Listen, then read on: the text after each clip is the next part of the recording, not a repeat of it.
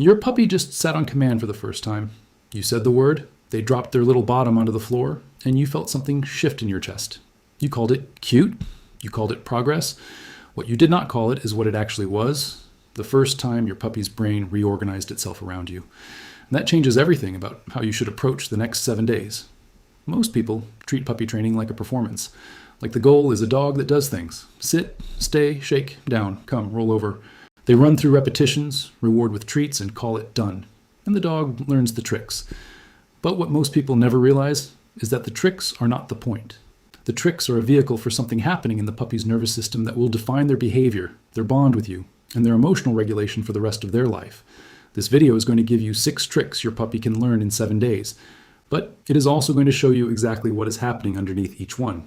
Because once you understand what training is actually doing to your puppy's brain, you will never approach a single session the same way again. Let's start with the one that looks the simplest but is neurologically the most important. Trick 1. Sit. Day 1. Day 2 if they need it. The mechanics are simple. Hold a treat just above your puppy's nose, move it slowly back toward their tail, and as the nose goes up and the rear goes down, say the word sit the moment contact is made with the ground. Mark it with a click or a yes. Reward immediately. Repeat 10 times. Take a break. But here's where it gets interesting. When your puppy sits on command, they are not just learning to lower their body. They are learning impulse inhibition.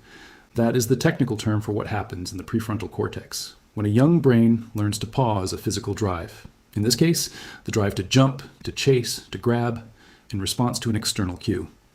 Impulse inhibition is the same neural pathway that governs self-regulation in everything from anxiety responses to aggressive reactions.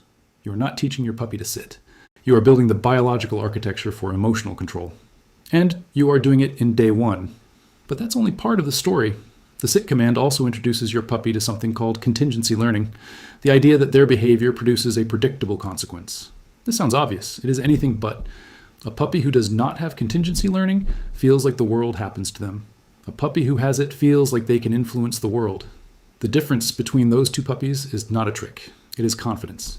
And confidence is the foundation every other skill in this list is built on. Trick 2. Look at me, or watch day 2 and 3. Hold a treat at your eye level and wait. The moment your puppy's eyes meet yours, mark it and reward. Do not say anything at first. Let them discover that eye contact is the thing that opens the treat economy. Once they're offering it voluntarily, introduce the word watch or look. Then practice it with mild distractions. A noise in another room, a toy on the floor nearby. Now, here is what most people get wrong about this one. A watch looks like a focus exercise. It is not a focus exercise. It is a stress regulation drill. When you ask a puppy to find your eyes and hold contact for even 2 seconds, you are triggering the social engagement system, a specific branch of the autonomic nervous system identified by researcher Stephen Porges that is activated by face-to-face connection and produces calming parasympathetic responses. In plain terms, eye contact between a dog and their trusted human measurably reduces cortisol levels in both parties within 90 seconds. You are not just teaching your puppy to look at you. You are teaching them that when the world feels overwhelming, your face is the place that makes it better. This is why dogs who have a solid watch command are dramatically easier to manage in high distraction environments. It is not because they are obedient. It is because they have been trained to use your face as a biological reset button. Every time you practice this in week 1, you are deepening that neural pathway. By the time they are an adult dog, looking to you in a stressful moment will be as automatic as breathing. And the science gets stranger. A 2015 study published in the journal Science found that when dogs and their owners engaged in mutual gaze, just looking into each other's eyes, both species experienced a surge in oxytocin, the bonding hormone, the same one released between a mother and infant, the same one that underlies long-term pair bonding in humans. Your puppy is not staring at you because they are being obedient. They are staring at you because it feels, at a chemical level, like love. Practice watch every day this week, every single day. Trick 3, down. Day 3 and 4. From a sit, hold a treat at your puppy's nose and slowly draw it straight down toward the ground between their front paws. As their elbows touch the floor, say down, mark, reward. If they resist, try luring them under your bent knee as a low arch. The down position should feel like a choice, not a collapse. Here is why this one matters more than people realize. The down position is the most physiologically vulnerable posture a dog can be in, lying flat, belly potentially exposed, movement restricted. For a puppy to go into that position on your word, in your presence, they must believe on a cellular level that you are safe, that you're not a threat. that lowering their defenses near you produces good things. This is not a trick. This is a trust declaration. Every time you practice down and your puppy complies, they are not just following a command. They are reaffirming their assessment of you as a safe base. In attachment research, the same framework used to study human-infant bonding, a safe base, is the figure whose presence makes a young creature feel secure enough to explore, to be vulnerable, to learn. Your puppy's ability to go down on command is a direct measure of how safe they feel with you. That number should go up every single day this week. Trick 4, stay, day 4 and 5. Once your puppy can sit reliably, add duration. Ask for a sit, then wait 1 second before rewarding, then 2, then 3. Then introduce a hand signal, palm flat toward them and the word stay. Then take 1 step back. Return. Reward. Build to 5 steps in 10 seconds by the end of day 5. But here's where it gets interesting. Stay is developmentally inappropriate for most puppies under 12 weeks, not because they are stubborn, because the prefrontal cortex governing sustained inhibition is not fully online yet. If your puppy breaks a stay constantly, they are not disobeying. They are being a puppy, work in very short durations, end before they break. Always return to them to release. Never call them out of a stay in the beginning, because that teaches the stay is optional. And this matters more than most people know. A puppy who learns a reliable stay early does not just have a convenient behavior, they have practiced tolerating frustration without melting down. Research in developmental psychology, and yes, this applies cross-species, shows that the capacity to delay gratification is one of the most reliable predictors of long-term behavioral health. A puppy who can stay is practicing the most important thing any young brain can practice, the ability to wait without panic. Trick 5, come, recall. Day 5 and 6, start in a small space. Say your puppy's name, then come, and crouch down with arms open and your most ridiculous enthusiasm. When they reach you, celebrate like it is the best thing that has ever happened to you. Treat, praise, physical celebration, all of it. Never call a puppy to come and then do something they dislike. Nail trimming, bath, the end of play. Come must always predict something wonderful. This is the most important single behavior your dog will ever learn. Not because of obedience, because of safety. Because every year, dogs die in traffic and in encounters with other animals, because their recall is unreliable. But here's what most owners miss. A weak recall is almost never a training failure. It is a relationship signal. Dogs who have a poor recall have not learned that coming to you is consistently, reliably, overwhelmingly better than whatever they are currently doing. They have done a math calculation, and the math does not favor you. So this week, your only job is to make the math impossible. Come must equal the greatest possible outcome every single time it is called. No exceptions. No calling them when you're angry. No calling them to end the fun.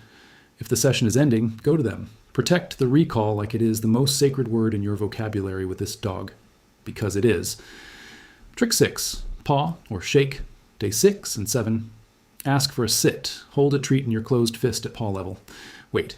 The moment they paw at your hand, open it. Mark and reward. After several repetitions, present your open hand at paw level and say paw or shake as they lift their foot. This one tends to come quickly, but here's what it is actually teaching. Physical interaction that the dog initiates. That is the key phrase. Most handling of puppies is done to them. You pick them up, you trim their nails, you wipe their paws, you put on their harness. All of it is done to them. Paw is the first command where the dog's physical action, reaching out, making contact, is the thing being rewarded. You are creating an association. My body touching yours produces good things. For puppies who are anxious about handling, this is a therapeutic foundation. For all puppies, this is a message. Physical connection between us is a good thing that you can choose. And this is where most people get it wrong. Training a puppy is not about producing a dog that obeys. It is about building a nervous system that trusts. Every session this week is not a performance rehearsal. It is a neurological construction project. You are literally wiring your puppy's brain. The pathways being laid down this week, impulse control, social engagement, safe base attachment, frustration tolerance, recall motivation, voluntary physical connection, these are not puppy tricks. These are the architecture of a stable adult dog. Here is the practical structure that makes this work. 3 sessions per day, each session 3 to 5 minutes maximum. Never train a tired puppy, never train a frustrated trainer. Always end on success, even if that means stepping back to something easier. Use high-value treats, real chicken, real cheese, real meat, not kibble. The brain of a learning puppy needs real incentive. Keep sessions playful and ridiculous. Your energy is contagious. A flat mechanical trainer produces a flat mechanical dog. And here is the warning. If your puppy has been engaged, curious, and offering behaviors during training and suddenly seems shut down, head low, eyes averted, unwilling to take treats, stop. Do not push through it. This is not stubbornness. This is cognitive overload or early stress. A puppy who shuts down during training is telling you that the session has exceeded their window of tolerance. The window of tolerance is the psychological space in which learning is possible. Inside it, the brain is open. Outside it, the brain is in survival mode. No learning happens in survival mode. Rest, reset, come back tomorrow. The same applies if your puppy was reliably performing tricks and then regresses. This is not stubbornness either. Regression during a new developmental phase is normal and healthy. It means their brain is restructuring. Support them through it. Go back to basics. Be patient. Here's what 7 days of this will give you. Not a dog who performs, a dog who engages. A puppy who looks to you when the world is loud. Who finds your eyes when they are uncertain. Who comes running not because they fear what happens if they don't, but because coming to you is the best option available. That is the dog you're building this week, not with repetitions alone. With every moment of clear, fair, warm communication. The tricks are real. 6 tricks in 7 days is genuinely achievable, but you will know you have succeeded, not when your puppy performs them on command in a quiet room. You will know when they look up at you in the middle of something distracting, another dog, a loud noise, a stranger, and you can feel, without a word being spoken, that they have chosen you as their safe place. That is not a trick. That is a relationship. And it starts in week 1.